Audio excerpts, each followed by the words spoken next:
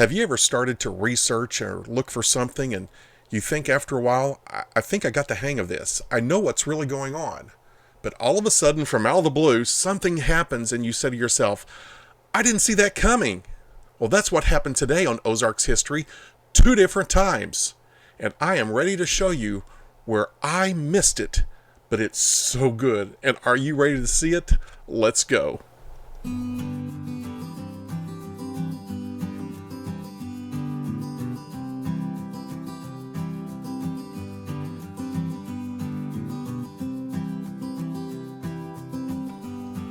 Welcome back, everyone. This is Vincent Anderson. I am so happy to see you again, and welcome to Ozarks History. We are going to have a great time today. Before we plunge into our research, I would like to say thank you to our new sponsor. We are now an affiliate of Cabela's online sports goods, and if you would like to go down on the link below, you would actually help us out and help our algorithm also on Ozarks History by hitting the like and subscribe button.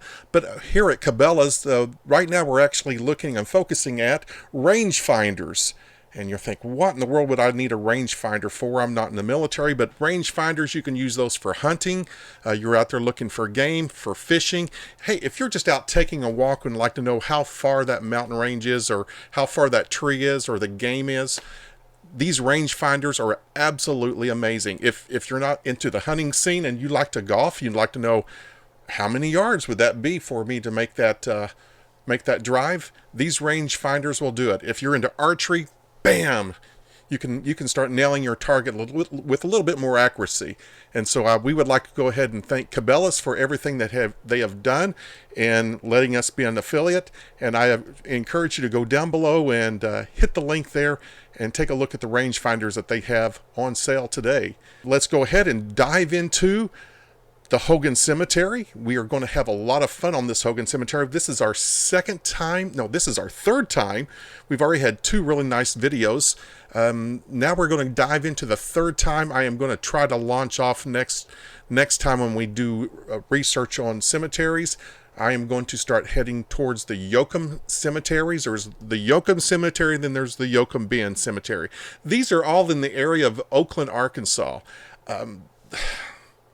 The range of different things in these cemeteries these cemeteries have been relocated, but the range of different items there and how they were structured and how the graves were built is absolutely amazing. It's a nice, wonderful flavor of so many little things here.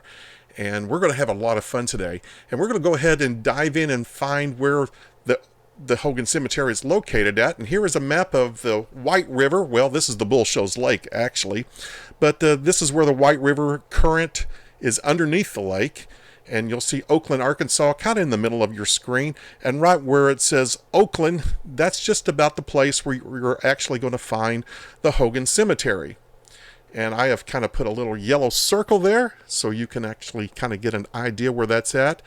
And here at Ozarks History, we have quite a few sheets from the Corps of Engineers from the 1888 published maps of the White River, where we have plate number 6 or sheet number 6. And I am just going to go ahead and draw this thing up here. And you can actually see the location and area. So right here in the middle of the screen, you're going to see a number that says 432 that goes straight out into the river.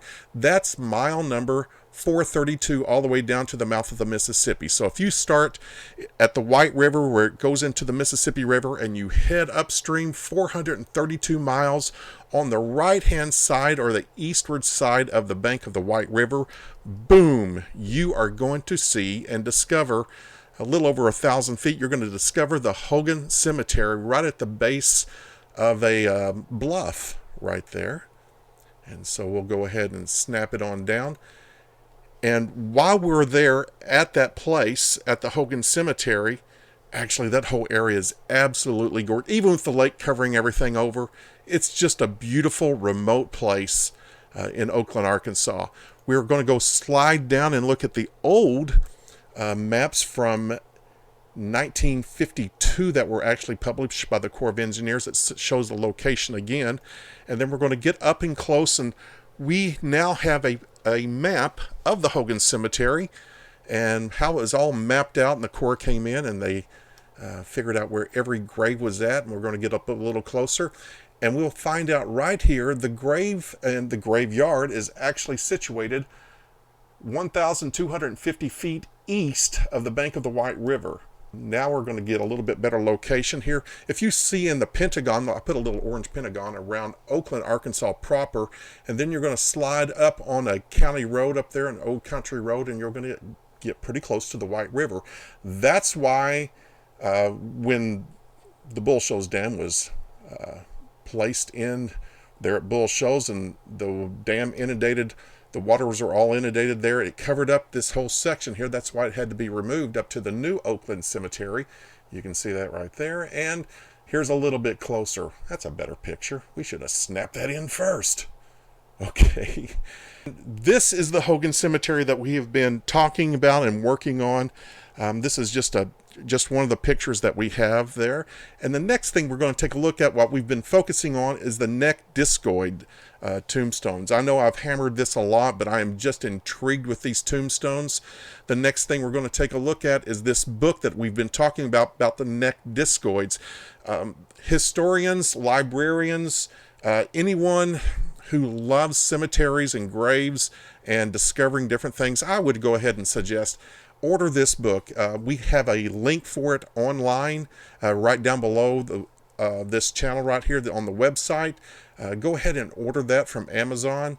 It's a great book, historically researched, and I believe you'll really enjoy it. Here's some of the samples in that book of what neck discoids actually look like. We're going to take a look at the certificate. I found the certificate of this cemetery. This says March 1948. So we know that this cemetery was surveyed in March of 1948. Now let's look here at the picture. This is a picture we've looked at before, but look at the little white along the stones here. That's snow. So we know during that week they snapped this picture. It was snowing in March. And yes, it does it snows. It's possible to get snow in the Ozarks up here in northern Arkansas, southern Missouri, in this time frame of March. And so I just the other day was looking through and saw March and went back and well, my goodness, there's still snow on the ground. It's a pretty cold day there.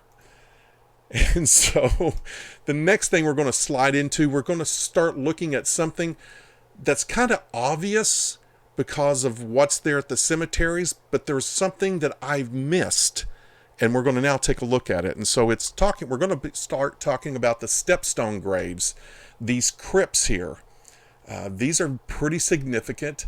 When everything was going in and being relocated, I just assumed they took the tombstones because I got a video I'm going to show you in a moment. Just the tombstones are there at the Oakland Cemetery. And then I thought they exhumed the bodies and just left the stones there. No. All of a sudden I was working through it and I found the notes.